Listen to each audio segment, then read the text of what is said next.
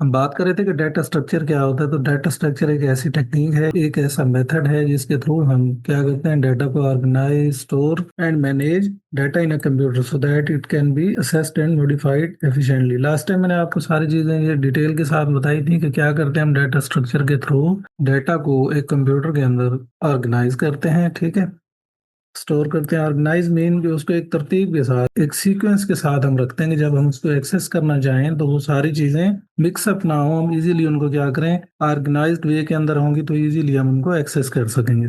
And manage data in computer, computer के अंदर data को मैनेज करना मीन के कोई चीज ऐड करना।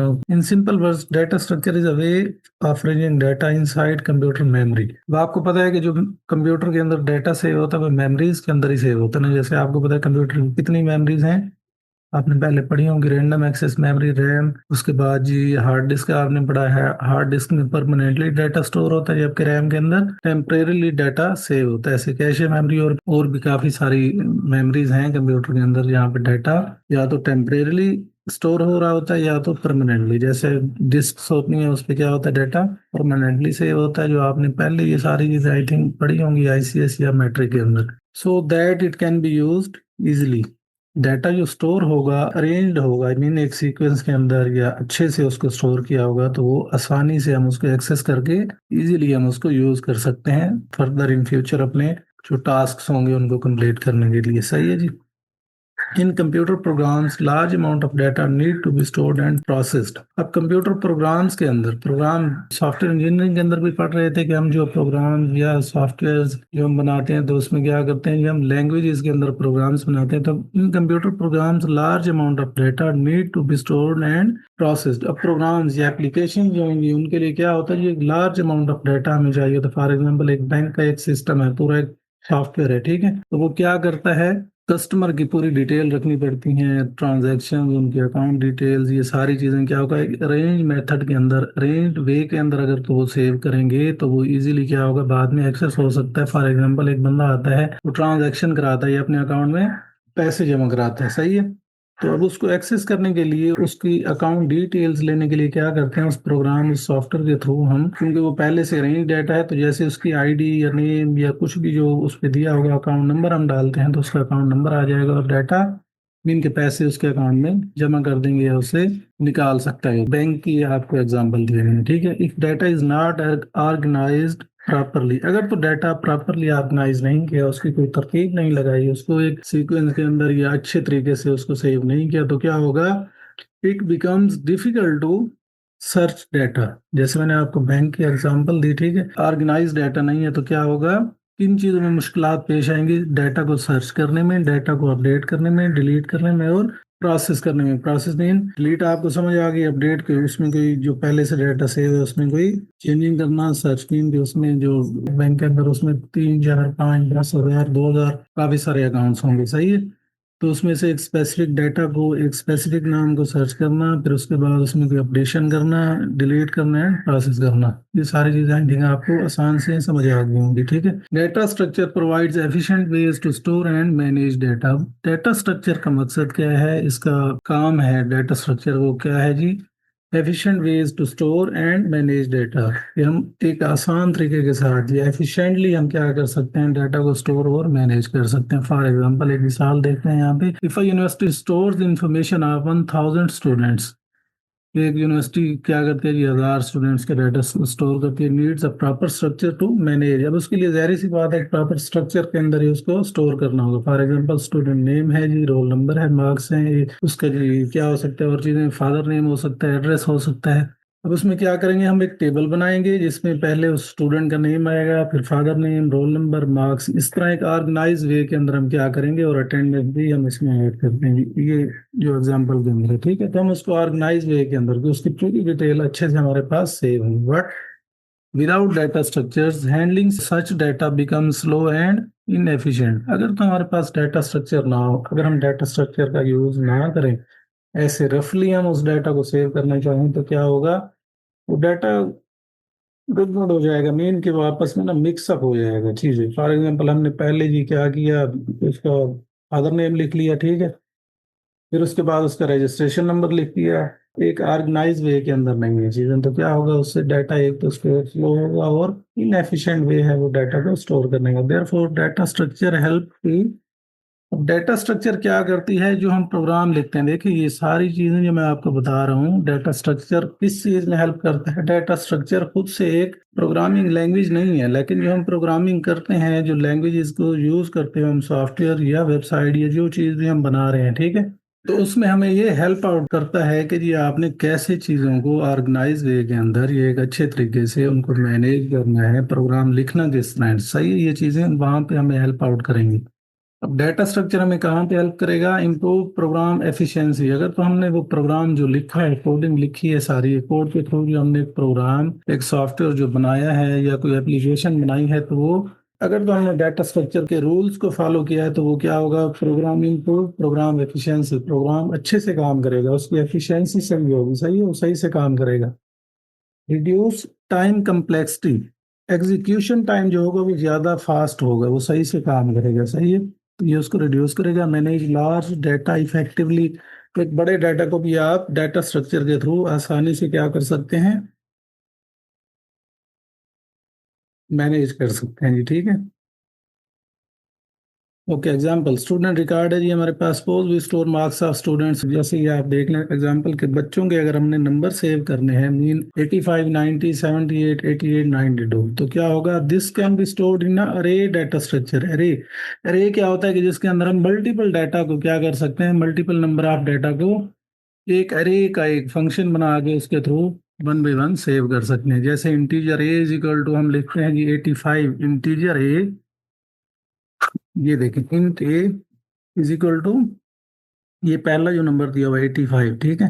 अब इससे क्या होगा, जब भी हम इंट ए लिखते हैं तो इससे क्या होता है, अब इससे क्या होगा, एक नंबर ऑफ डाटा सेव होगा हमारे पास एक मेमोरी के अंदर। जैसे ही मैंने इंटीजर ए लिखा तो क्या हुआ, हमारे पास मेमोरी में एक 4 बिट की मेमोरी अलॉट होगी, किसको, ए को, इंटीजर, इंटीजर ए को। इंटीजर क्या है, उसकी डाटा टाइप, और ए क्या है जो हमारे पास वेरिएबल है, और उसकी वैल्यू कितनी है, 85। अब ये तो हमने एक एक नंबर, अगर तो हम एक एक नंबर को सेव करना शुरू करें तो हमें 1000 बंदों का डाटा सेव करने के लिए, उनके नंबर सेव करने के लिए कितना टाइम लगेगा, घंटा, 1.5 घंटा, 2 घंटे, उससे भी ज्यादा लग सकते हैं। जबकि अगर हम एरे को यूज करते हैं, उसके अंदर हम क्या करते हैं, फंक्शन बना दिया एरे का, सही है, और इसमें हमने क्या किया जी,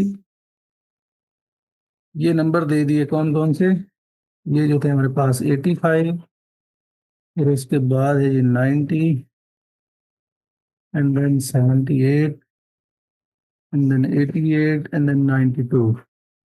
तो ये फंक्शन अब क्या करेगा, ये अरे जब चलेगी तो क्या करेगा जी, जैसे ही हम इफ एल्स कंडीशन, वो बाकी चीजें हम आगे डिटेल में पढ़ेंगे जब कोई प्रोग्रामिंग लैंग्वेज पढ़ेंगे, तो उसमें हम चीजों को कैसे स्टोर करते हैं, रिट्रीव कैसे करते हैं, डिलीट कैसे करते हैं, अपडेट कैसे करते हैं, ये हम किसी प्रोग्रामिंग लैंग्वेज के लेक्चर के अंदर देखेंगे। वैसे आपको समझाने के लिए, इस एग्जाम्पल को क्लियर करने के लिए मैंने क्या बताया जी, कि अरे के थ्रू आप इन नंबर्स को एक ही लूप या एक अरे फंक्शन लगा के आसानी से सेव कर सकते हैं, एक ही बार में, एक ही ट्राई के अंदर, ठीक है। जबकि इसमें क्या होगा, आपको बार बार ये सारी चीजें, ये सारे number one by one save करना होंगे, या कोई लूप लगा के सेव करना होंगे, इफ एल्स, वो आपने सारी पढ़ी होंगी, ठीक है।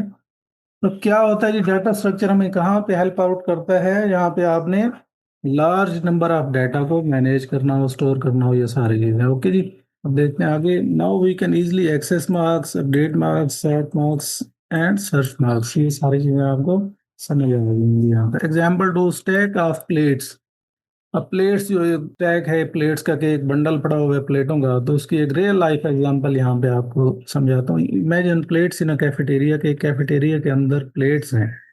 New plate is placed on the top, जो नई प्लेट उस रैक के ऊपर, जो एक हमने पहले बंडल पड़ा है प्लेटों का, या जो रैक पड़ा है, एक स्टैक पड़ा है, उसके ऊपर अगर हम प्लेट रखते हैं तो क्या होगा, plate is removed from the top. तो अब जैसे ही हमने प्लेट्स रखी हैं, वैसे ही हमें वो प्लेट्स उठानी पड़ेंगी। मीन लीफो प्रिंसिपल यहाँ पे अप्लाई होगा। This this is called LIFO, last in first out. Plate stack के ऊपर हम क्या करते हैं, जो प्लेट हम एक के ऊपर एक के ऊपर एक रखते जाएं तो हम नीचे वाली प्लेट तो नहीं निकाल सकते ना। तो हमें पहले उसको निकालने के लिए, उठाने के लिए हमें ऊपर वाली प्लेट ही उठानी पड़ेगी। तो ये प्रिंसिपल क्या कहलाता है डाटा स्ट्रक्चर के अंदर? LIFO. LIFO mean last in first out, की जो चीज आपने लास्ट में रखी वो आपने फर्स्ट पहले ही उठानी पड़ेगी आपको, ठीक है। नीचे से आप प्लेट्स नहीं निकाल सकते उसकी। This concept is used in stack data structure. ये जो कंसेप्ट है लीफो का, ये स्टैक्स के अंदर यूज होता है, सही है। स्टैक डाटा जहाँ जहाँ पे भी सेव होगा, जिसमें पुश पॉप पिक ये सारे फंक्शन आगे हम इनको जाके ना डिस्कस करेंगे डिटेल के साथ। बस ये आपको यहाँ पे और भी दिया है थोड़ा सा आगे, इनको डिटेल के साथ ये सारी चीजें हम डिस्कस करेंगे। चलें जी, basic operation in data structure क्या होता है जी? पहले नंबर पे है जी इंसर्शन, के इंसर्ट कर सकते हैं हम डाटा के अंदर, डाटा स्ट्रक्चर के थ्रू कोई डाटा इंसर्ट करना इंसर्शन कहलाता है, या आप पढ़ लेना, ठीक है। डिलीशन, रिमूव कर सकते हैं डाटा। ट्रिवर्सल, ट्रिवर्सल अब क्या होता है इसको थोड़ा सा समझ लें कि इसमें जो चीजें मी accessing each element of a data structure one by one, कि एक डाटा स्ट्रक्चर के थ्रू, डाटा स्ट्रक्चर के अंदर या एक प्रोग्राम के अंदर या एक डाटा बेस के अंदर, जैसे स्टूडेंट के मार्क्स थे। रिवर्सल एक वो चीज है कि जिसके थ्रू हम one by one each element, हर चीज, हर एलिमेंट को एक्सेस कर सकें वन बाई वन, या देख सकें, व्यू कर सकें, डिलीट कर सकें, अपडेट कर सकें। समझ आ गई इस बात की? Printing all elements of an array, या उसको हम प्रिंट करना चाहते हैं। अब इसकी एग्जांपल दी हुई है जी, printing all elements of an array. कि एक अरे, जैसे मैंने आपको ऊपर एग्जांपल दी कि एक अरे बनाई हमने जिसके थ्रू हम स्टूडेंट्स के नंबर हमने सेव किए, सही है। अब उस पूरी को हमने प्रिंट करना है तो किसका यूज करेंगे? ट्रेवर्सल का। उसके बाद है जी सर्चिंग, इसके थ्रू हम कोई भी एक स्पेसिफिक डाटा को सर्च कर सकते हैं। सॉर्टिंग, सॉर्टिंग मीन के हम उसको सीक्वेंस के अंदर लिख सकते हैं। असेंडिंग और डिसेंडिंग ऑर्डर ये आपने पढ़े होंगे, सही है। असेंडिंग होता है कि छोटे नंबर से बड़े नंबर की तरफ, और जबकि डिसेंडिंग बड़े नंबर से छोटे नंबरों की तरफ, सही है। डायग्राम इसमें आपको समझाया गया जी। अरे रिप्रेजेंटेशन किस तरह होगी? अब जो अरे में इंडेक्सिंग होती है वो जीरो से स्टार्ट होती है, सही है, वन से नहीं। अब देखें, जैसे हमारे पास ऊपर नंबर थे 85, 90, 78, 88, 98। अगर तो मैं कॉल करता हूँ अरे के फंक्शन के थ्रू नंबर टू को, ठीक है, नंबर टू को कॉल करता हूँ तो वो 90 नहीं होगा, जबकि 78 नंबर होगा मार्क्स के अंदर, क्योंकि इंडेक्सिंग उसकी स्टार्ट हो रही है जीरो से। जैसे बुक की इंडेक्सिंग होती है, जब आप कोई भी बुक लेते हैं तो उसके स्टार्ट में इंडेक्सिंग दी होती है ना, कि फलां पेज के ऊपर फलां जगह जी ये टॉपिक है, ये चैप्टर है, ये सारी चीजें। ये क्लियर यहाँ तक? मैसेज में मुझे मुझे बता दें यहाँ तक चीजें समझ आ गई हैं आपको? Each value stored in continuous memory location. अब क्या होगा कि जीरो से स्टार्ट होके, जीरो पे है जी वैल्यू कितनी 85, वन पे कितनी है 90, टू पे कितनी है 78, और क्या होगा हर value one by one continuously memory के अंदर, लोकेशन के अंदर के जीरो पे 85 और फोर पे 92, ऐसे ही ये सेव होती जाएंगी। एप्लीकेशंस ऑफ डाटा स्ट्रक्चर कौन सी हैं? Data structure are, data structures are used in many fields. हम इसको कहाँ कहाँ किस जगह यूज कर सकते हैं? डाटा बेसिस के अंदर यूज कर सकते हैं। डाटा बेसिस यूजुअली आपको पता है कि ये किस लिए यूज होते हैं? डाटा को स्टोर करने के लिए, वो किसी कंपनी का हो, किसी कॉलेज यूनिवर्सिटी का हो, किसी ऑर्गेनाइजेशन का हो, तो डाटा को हम डाटा बेस के अंदर ही सेव करते हैं। उसके लिए प्रॉपर एक सिस्टम्स लिखे जाते हैं या बनाए जाते हैं। ये इंशाल्लाह हम नेक्स्ट प्रोग्रामिंग लैंग्वेज करेंगे तो उसमें भी डाटा बेस को, उसमें डाटा इंसर्ट, डिलीट, अपडेट कैसे करते हैं, ये सारी चीजें इंशाल्लाह मैं आपको समझाऊंगा। उसके बाद है ये ऑपरेटिंग सिस्टम, विंडोज वगैरह ऑपरेटिंग सिस्टम जो किसी चीज को ऑपरेट करते हैं, जैसे इस ये कंप्यूटर, तो इसको चलाने के लिए, ये तो एक हार्डवेयर है ना, इसको चलाने के लिए जो विंडो हमने इंस्टॉल की वो क्या है जी? हमारे पास एक ऑपरेटिंग सिस्टम है। ऑपरेटिंग सिस्टम बनाने के लिए हम डाटा स्ट्रक्चर का यूज करते हैं। आर्टिफिशियल इंटेलिजेंस के लिए यूज करते हैं, मीन एआई, जो आपको पता है आजकल ट्रेंडिंग है और काफी लोग इससे बड़ा फायदा भी ले रहे हैं और चीजें सीख भी रहे हैं और काम कर भी रहे हैं। इसमें बड़े बड़े language model, large language models हैं जिनके थ्रू बड़े बड़े काम किए जा रहे हैं। देखें आगे मजीद इंशाल्लाह तरक्की भी होगी। और है जी हमारे पास कंप्यूटर नेटवर्क्स। कंप्यूटर नेटवर्क्स का आपके इसी सेमेस्टर के अंदर एक सब्जेक्ट है, आप वो भी आप पढ़ रहे होंगे। तो उन कंप्यूटर नेटवर्क्स को बनाने के लिए क्या करते हैं? हम डाटा स्ट्रक्चर का यूज करते हैं। कंपाइलर डिजाइन, कंपाइलर भी आपने पहले शायद पढ़ा हो, इसको डिटेल में फिर कभी डिस्कस करेंगे। वेब डेवलपमेंट, वेब डेवलपमेंट क्या है ये हमारे पास? इसके थ्रू हम वेबसाइट्स बना सकते हैं, उनको चला सकते हैं, ये सारा कुछ सही है। यहाँ पे हम क्या करते हैं इन जगहों पर, इन फील्ड्स के अंदर, और भी काफी सारी फील्ड्स हैं, ये एग्जांपल के तौर पर बताई गई हैं, कि जहाँ पे हम क्या करते हैं डाटा स्ट्रक्चर का यूज करते हैं, डाटा को ऑर्गेनाइज वे के अंदर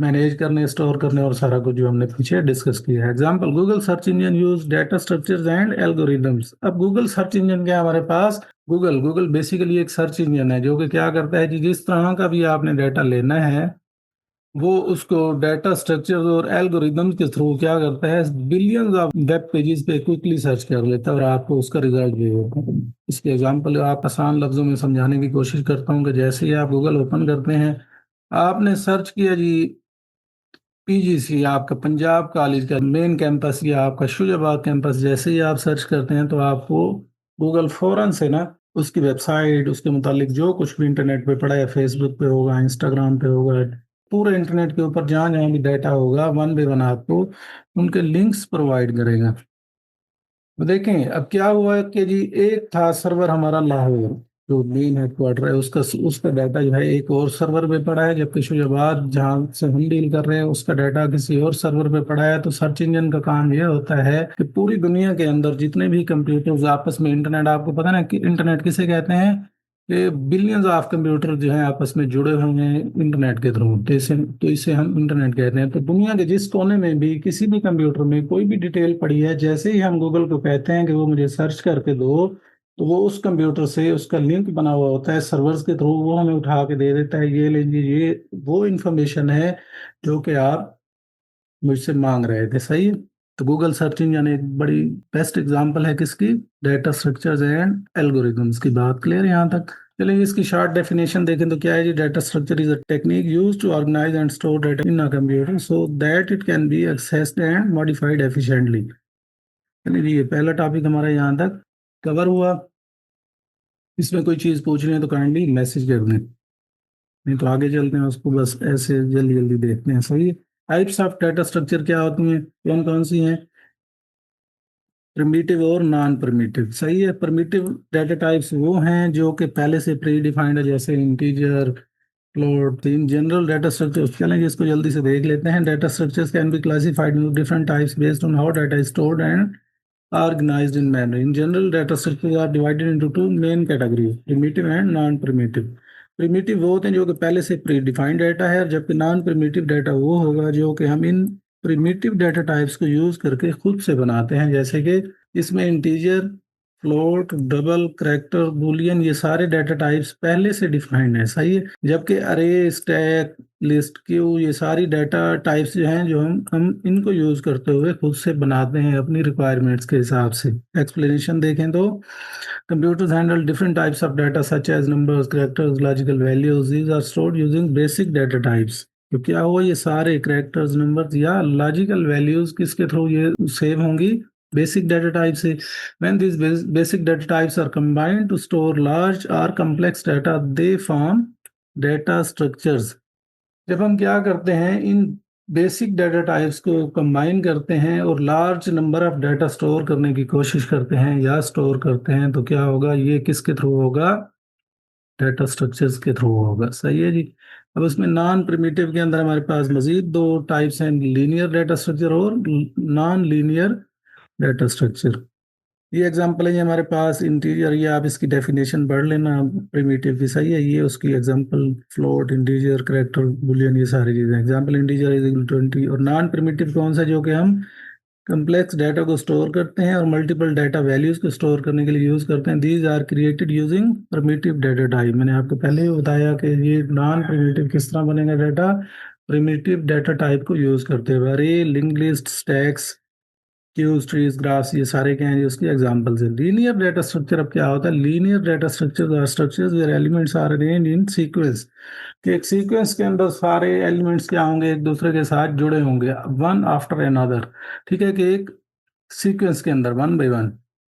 तो इसकी एग्जांपल क्या है जी हमारे पास, अरे, लिंक लिस्ट, स्टैक, क्यू। देखें जी नंबर 10 क्या है जी, 20 के साथ जुड़ा हुआ है, 20 30 के साथ, 40 एंड देन 50 तक। ये सारे एक सीक्वेंस के अंदर एक दूसरे के साथ जुड़े हुए elements are connected in a straight line. तो इसको हम क्या कहते हैं, इस डाटा टाइप को लीनियर डाटा टाइप्स कहते हैं, नॉन प्रिमिटिव की। सही है। नॉन लीनियर अब कौन सी होंगी, जो कि हायरार्किकल फॉर्म के अंदर या एक नोड मल्टीपल नोड के साथ जुड़ी होगी, उसको हम क्या कहते हैं, non linear. Non linear data structures are structure where elements are not arranged sequentially, each element can be connected to multiple elements. के एक एलिमेंट है ये हमारे पास, जैसे कि नेटवर्क्स के अंदर ऐसे होता है ना कि एक सर्वर काफी सारे कंप्यूटर्स के साथ जुड़ा होता है। सही है। आपने नेटवर्क टाइप्स पढ़ी हो तो उसमें आपने देखा होगा लैन वैन, उसमें ये सारी चीज़ें कि कुछ कंप्यूटर आपस में एक सीक्वेंस के साथ जुड़े होते हैं, जबकि कुछ इस तरह की सीक्वेंस होती हैं कि जिसमें एक कंप्यूटर तीन चार कंप्यूटर के साथ भी जुड़ा होता है। सही है?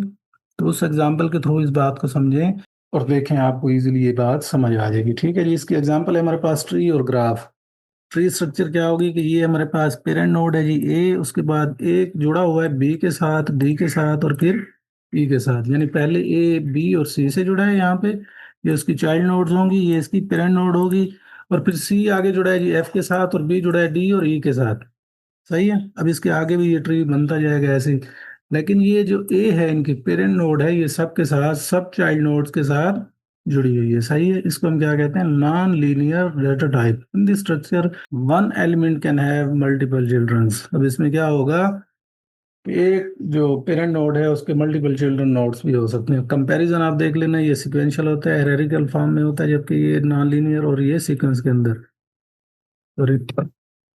अच्छा, ट्रिवर्सल क्या होगा कि जिसमें हम क्या कर सकते हैं, सारा ट्रिवर्सल आपको पीछे समझाया ना मैंने, कि जिसके थ्रू हम क्या कर सकते हैं, चीज़ों को व्यू कर सकते हैं और देख सकते हैं। तो उसमें ट्रिवर्सल इसमें वन भी वन होगा, जबकि इसमें मल्टीपल पास होंगे। ये इसके एग्जांपल हैं जिस रे स्टैक क्यू ट्री ग्राफ, इसकी जो है ट्री और ग्राफ है।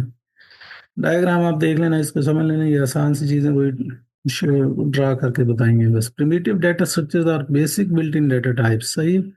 ये उसकी शार्ट डेफिनेशन है। फॉर एग्जांपल अगर शार्ट क्वेश्चन में आता है तो आपने ये डेफिनेशन लिख देनी है, आपको इंशाल्लाह पूरे नंबर मिल जाएंगे। Primitive data structures are basic built-in data types, while non-primitive data structures are complex data structures used to store collection of data. Primitive क्या होंगी? Basic built-in data types हैं, जबकि non-primitive large number of data को save करने के लिए use होती हैं। और वो हम बनाते किस तरह हैं? प्रिमिटिव डाटा टाइप को यूज करके। आगे भी है एक टॉपिक जो हम एब्स्ट्रैक्ट डाटा टाइप को डिस्कस कर लेते हैं, थोड़ा सा वैसे देख लेते हैं। ये भी मैंने आपको पहले पढ़ा दिया था, ताकि कल से ना हम आगे नया टॉपिक एल्गोरिदम्स हैं उनको डिस्कस करें। सही है? तो एब्स्ट्रैक्ट मैंने आपको उस दिन बताया था कि एसेंशियल फीचर्स को हाईलाइट करना और जो बाकी जितने भी फीचर्स हैं किसी भी काम के उनको इग्नोर कर देना क्या कहलाता है? एब्स्ट्रैक्शन। चलिए इसकी डेफिनेशन देखते हैं पहले। An abstraction data type is a mathematical model used to define a data structure by its behavior operations rather than its implementation। कि उसके ऑपरेशन जो हमारे पास क्या है? असेंशियल फीचर्स हैं। सही है? एक जो मेन काम हमने उसमें करना है, एक प्रोग्राम के अंदर या किसी एक सॉफ्टवेयर के अंदर जो मेन काम करना है, ये एज आ प्रोग्रामर आप इसको देखें, फिर आपको अच्छे से समझ आएगी। कि आप एक डेवलपर हैं तो आपने उसके अंदर क्या डिफाइन करना है? ऑपरेशंस को। ये नहीं बताना कि जी ये बैक एंड पे कैसे होंगे, ये काम किस तरह करेंगे, ये सारे ऑपरेशंस बैक एंड पे किस तरह काम कर रहे हैं, मेमोरी के अंदर से किस तरह करेंगे, वो आपका इशू नहीं है। आपका मेन इशू या आपका जो मेन मकसद है वो है उन ऑपरेशंस को परफॉर्म करना। सही है? एक सॉफ्ट जो आपने सॉफ्टवेयर एप्लीकेशन बनाई उसके अंदर जो ऑपरेशंस परफॉर्म होंगे, अरिथमेटिक हो, लॉजिकल हो, आपने ऑपरेशंस पढ़े होंगे ना सारे, तो वो जिस तरह परफॉर्म किस तरह होने, हमने उसे एंड रिजल्ट क्या लेना है। हमने उसमें ये नहीं देखना कि जी वो इम्प्लीमेंट कैसे हो रही है, ये सारी चीज़ें उस पर अप्लाई कैसे हो रही हैं। हमने सिर्फ ये देखना है कि ये चीज़ें डिफाइन करनी है एब्स्ट्रैक्शन मॉडल को, मैथमेटिकल मॉडल के अंदर, कि जी कौन से ऑपरेशंस इस पर परफॉर्म होंगे। बात क्लियर है? यहाँ तक ये चीज़ समझ आ गई आपको? एडीटी बेसिकली है क्या? बाकी चीज़ें आप पढ़ लेना, बाकी तो बस इसकी एग्जांपल्स हैं, आसान सी चीज़ें हैं जो बताई गई हैं। ठीक है? स्टैक एडीटी क्या होता है? Abstract data type push pop peak. Push में क्या करते हैं? हम डाटा इंसर्ट करते हैं, पॉप में रिमूव करते हैं, जबकि पीक में व्यू करते हैं। अब ये but it does not specify whether the stack is implemented using अरे आर लिंक्ड लिस्ट।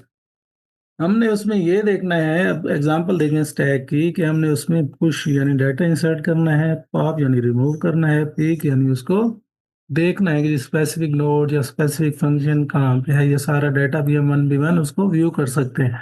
अब उसमें हमने ये नहीं कर देखना कि जी वो डाटा अरे के थ्रू होगा, लिंक लिस्ट के थ्रू होगा, ये बात का काम है या सिस्टम का काम है, हमने इसको नहीं देखना। हमने सिर्फ ये ऑपरेशंस देखने हैं एब्स्ट्रैक्शन के अंदर। सही है? करेक्टरिस्टिक्स आप पढ़ लेना खुद से, डाटा ऑपरेशन, ये सारी चीजें, डिफरेंस भी इसमें देख लीजिएगा। और एग्जांपल ऑफ स्टैक के पुश में क्या होता है कि स्टैक के एग्जांपल्स क्या हैं? द स्टैक एडीटी की जो एग्जांपल्स हैं ऑपरेशंस ऑफ स्टैक्स हैं वो ये वाले हैं। कौन से? कि एक स्टैक के अंदर कौन से ऑपरेशंस परफॉर्म हो सकते हैं। पुश में हम क्या करते हैं, insert insert an element into stack. जैसे मैंने आपको एग्जांपल दी अभी थोड़ी देर पहले, कैफेटेरिया में अगर प्लेट्स पड़ी हो एक रैक के अंदर वन बाई वन, एक तो क्या होगा, पुश के थ्रू हम क्या करते हैं, एक प्लेट उस पर रख देंगे, सही है। पॉप के थ्रू हम क्या कर देंगे, एक प्लेट हमने उठा ली। पीक से क्या होगा, व्यू द टॉप एलिमेंट। अगर हम पीक करने लगे तो हम ऊपर वाली प्लेट को देखेंगे, सही है। Is empty, check if stack is empty. जिस रैक के अंदर हम वो प्लेट्स रख रहे थे इज एम्प्टी, उसमें जो कमांड होगी ये क्या बताएगी कि हाँ जी सारी प्लेटें उठा ली गई है। अब रैक जो हमारे पास क्लियर है उसमें और कोई प्लेट नहीं पड़ी, सही है। जबकि इस फुल के अंदर check if stack is full. अब रैक के अंदर अगर तो प्लेटें फुल हो गई हैं तो हम इसके थ्रू क्या चेक कर सकते हैं कि जी रैक फुल है या नहीं है। ठीक है, एग्जांपल इसकी ये देख लेना आप, और ये डायग्राम भी हैं कुछ, ये भी आप पढ़ लेना, एप्लीकेशन ये भी पढ़ने वाली चीज़ें हैं। उसके बाद शार्ट डेफिनेशन, ये चीज़ भी आप खुद से देख लेना। जो चीज़ समझ ना आए तो आपने मुझसे पूछ लेनी है। चलिए, और क्लास का टाइम हो रहा है तो फिर उस हिसाब से इंशाल्लाह बाकी क्लासेस अगर तो टाइम हुआ तो फिर एससी की मैं ग्रुप में पूछ लेंगे, एससी पढ़ेंगे सॉफ्टवेयर इंजीनियरिंग, और थोड़ा सा आज हम टच करेंगे किस चीज़ को, विजुअल प्रोग्रामिंग को। क्योंकि ये पहला दिन था, थोड़ा ज्वाइनिंग में भी आपको इशू हो रहा था, तो आज ये हमने तीन चीज़ें पढ़ी। कल इंशाल्लाह हम पढ़ेंगे ये एल्गोरिदम्स एंड इट्स प्रॉपर्टीज, कि हम एल्गोरिदम लिखते किस तरह हैं डाटा स्ट्रक्चर में, जो है एल्गोरिदम्स के थ्रू स्टेप बाय स्टेप। पहले भी आपने एल्गोरिदम पढ़े होंगे, तो इंशाल्लाह नेक्स्ट क्लास के अंदर हम इसको डिस्कस करेंगे, ठीक है। चलिए, अब किसी ने कोई बात पूछनी है तो माइक आप अनम्यूट करने के बाद पूछ सकते हैं, या चैट के थ्रू पूछ सकते हैं। कोई बात भी किसी ने पूछनी हो तो ये क्लास आज यहाँ पे एंड है। बाकी आप अगली क्लास में इंशाल्लाह अगर तो टाइम हुआ तो फिर सॉफ्टवेयर इंजीनियरिंग और विजुअल प्रोग्रामिंग आज थोड़ा थोड़ा पढ़ लेंगे। चलेगी, कोई सवाल पूछना हो तो आप पूछ लें, 5 मिनट है आपके पास। 9:45 पे हम जो और मैम है या टीचर है उनको क्लास के लिए कह देंगे, ठीक है। पूछें।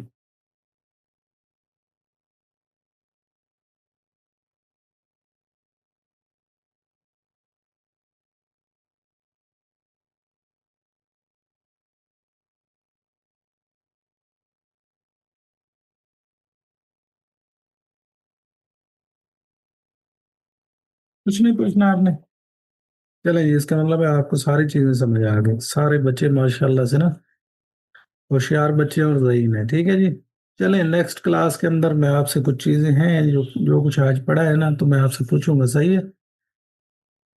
5 मिनट का टेस्ट हुआ करेगा आपका। जो चीज़ें नहीं हम पढ़ेंगे उसको थोड़ा सा डिस्कस करेंगे, और फिर उसके बाद सो ऑन आगे हम क्लास को स्टार्ट करेंगे, सही है। पूछना है तो अभी भी पूछ लें आप, कोई चीज़ जो समझ ना आ रही होगी। बाकी ये नोट्स वगैरह मैं आपको ना ग्रुप में शेयर कर दूंगा। ये वजीहा ने पूछा जी नोट्स बना लिया आपने? हाँ जी, नोट्स बना लिए हैं सारे, और ये मैं आपके साथ ना शेयर कर दूंगा जी। और किसी ने कुछ पूछना है? ये सारे नोट्स कंप्लीट हैं ऑलमोस्ट, ये डाटा स्ट्रक्चर के, सॉफ्टवेयर इंजीनियरिंग के, और अभी रहते हैं थोड़ा उसके विजुअल प्रोग्रामिंग के रहते हैं कुछ, वो इंशाल्लाह आज मैं बैठ के ना कंप्लीट करूंगा। इसमें बस ये चीज़ें हैं।